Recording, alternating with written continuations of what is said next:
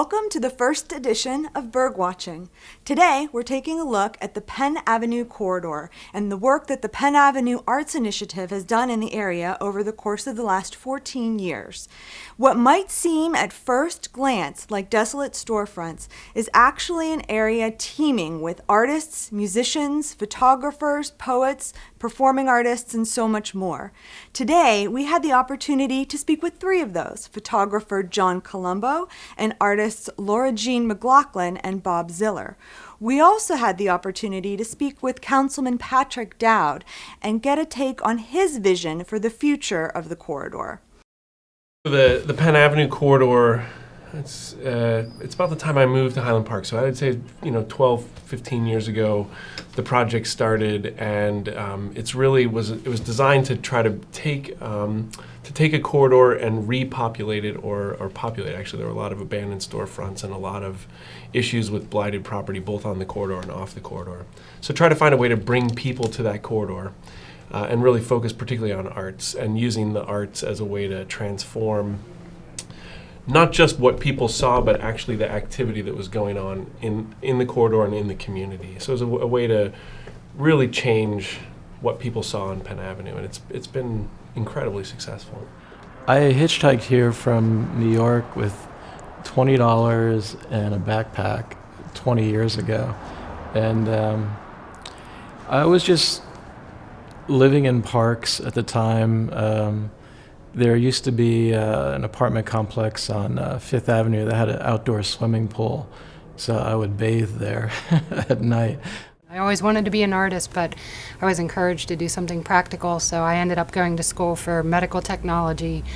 And then it was my last semester in college that I found out that I loved working with clay, and so I did work in a laboratory for a little bit, but then just kept on working with ceramics and decided to go back to graduate school for clay. So I have my master's in clay. And I like the term photographer better because anybody can call themselves an artist, which is fine. That's fantastic. And there certainly is an artistic element to what I do, and I like to bring creative and fresh ideas into my photos. And that's what an artist does. Right. But as a photographer, I'm a businessman because I have to make a living. And I'm not saying, and there are artists that make a living. I know there was a woman who lived across the street. She was a well-paid artist. Right. And there's a gentleman down the street. He is a well-paid artist. But not everybody gets paid to be an artist. They're there, and they're active. And so you have the glass activity, you have the dance activity, you have, there was a TAC theater at one point, and hopefully we'll see something like that reemerge. So you have all sorts of activity, first and foremost. And then you have people that come to participate, either as, mainly as the audience, right? They come to see what's going on, or to participate in classes or things of that sort. So it's bringing people to the corridor. People who may not otherwise come to that area are now coming, and they're seeing things in ways that they'd never seen them before. I actually was on a panel discussion at CMU, and Jeffrey Dorsey, who was at that time, he was the president of Friendship Development, and so he and I discussed what was going on Penn Avenue, and this was about 8 or 9 years ago, and so he was telling me about all the different buildings and what was going on. So I came and checked out. This was actually one of the first buildings I looked at, and it used to be a paint-your-own pottery studio, or a paint-your-own pottery ceramic business. So I decided this was the perfect space for a ceramic studio. So then I was able to purchase the building, which was only $15,000, which was pretty crazy. There was a sign at the King Court Theater. It said "Artists Wanted," so I went by there, and I ended up painting the ceiling of the theater there, which was a lot of fun. By freelancing, I can shoot a wedding, I can shoot a newspaper, I can do a headshot, I can do a senior portrait, and I like to think of myself more as a business person, that is creative. You have a lot of collective activity. People use the word synergy, right? You see things starting to come together. So there are programs, I forget if it's monthly programs, where people will come. Unblurred, I think, is the one that I'm most familiar with, where people just come and be in the corridor and just be and see and act and have fun. We actually opened the bookstore about a year ago, and it's just been really great having the community come in and look at books, and then they can also come back and look at artwork. And so I also have, along with my work, I have a lot of other artists' work that I've traded and everything. So just the bookstore and the studio work really well together, and just really great getting to meet people from the community and the surrounding communities. I had placed some Warhol flowers on an abandoned building at the foot of the Birmingham Bridge over in Soho.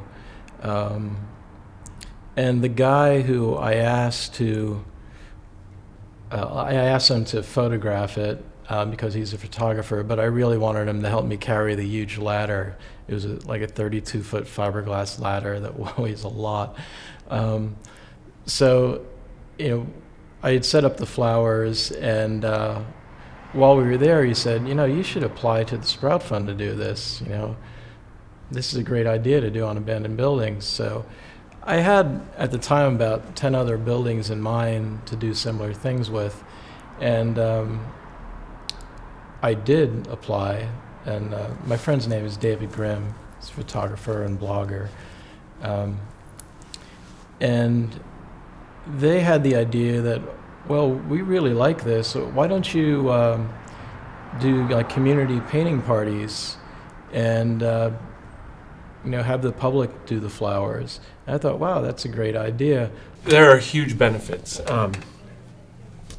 If you, I can tell you this from personal experience actually. If you were to look at people who, let's say you were going to go buy a house, just off the corridor.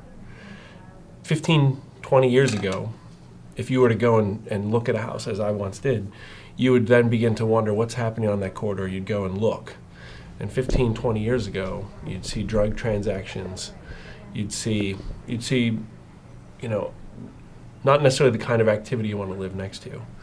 If you're now a homeowner and you're thinking about selling your house, and people come and they do that sort of observation, they're going to see a vibrancy and an attractiveness that's going to say, hey, I'd like to purchase that house. And in fact, it'll make those houses all the more attractive. So from a property value standpoint, that's one thing. But I think even more importantly than that, it's about building a community. We talk a lot of times about property values, and it is important. People care about their personal wealth. But what they really care about is their quality of life, the wealth of the quality of life. And if you live just off of Penn Avenue on one of the side streets, Fairmont or whatever, and you're seeing kids go to dance class, or maybe your kids are going to that dance class, right, at the Dance Alloy. That's a really great transformation for you as a property owner, and for you as a parent, or for you as a resident of an area. So it's had that kind of positive effect. The interesting thing, I think a lot of artists are coming into the area, and it's changing quite a bit. So I think it's important to include the people who have been from here, and make them feel that they're welcome, and we don't want to just come in and have our artwork everywhere. And so it's great to work with the community and have them feel part of what's going on, because I think it's really changing pretty quickly. And so it's great meeting the people from the surrounding areas too, and having them have a part in the artwork. Every first Friday on Penn Avenue, the Penn Avenue Arts Initiative puts out a bulletin, a physical brochure with a map and a listing of all the events that are going on, which is really great. And they also send out thousands of emails to people, which is really great for local businesses, local galleries. And every first Friday, there's hundreds of people on Penn Avenue checking out the art scene here. The music's going on. Usually at Garfield Artworks, Manny Thiner has bands going, and also at Modern Formations, there's usually music, but there's always a lot of activity here. I've been to events that the Sprout Fund has held at their location, on that corridor. So you're out there, you're visiting, you're participating. I've been there, I can't even count the number of times now. When we first moved into the area, that wasn't, we rarely went there. So just on that simple level. But as an office, we've participated in a number of projects to help, help along with the glass lofts or things of that sort, try to help advance that. And then for a while I was a board member at the Dance Alloy, and their work, they've been just a fabulous partner for that area. I really think, Pittsburgh could be a real model for what could happen in the arts world, and that arts really do make a difference in the kids' lives, and just giving them, something different or something bigger than themselves, or, working as a community. I think it's great. And so I would love to see more funding towards the arts, and, just keep up the support that has been happening.